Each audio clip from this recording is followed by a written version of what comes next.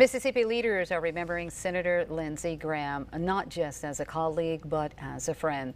From the governor's office to Capitol Hill, tributes continue to pour in following Graham's sudden death. Governor Tate Reeves called Graham a true patriot who never wavered in his commitment to the country.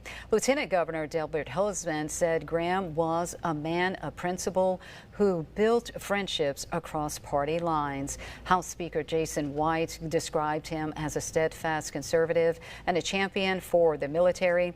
Senator Cindy Hyde-Smith said Graham treated her like a little sister when she first arrived in Washington.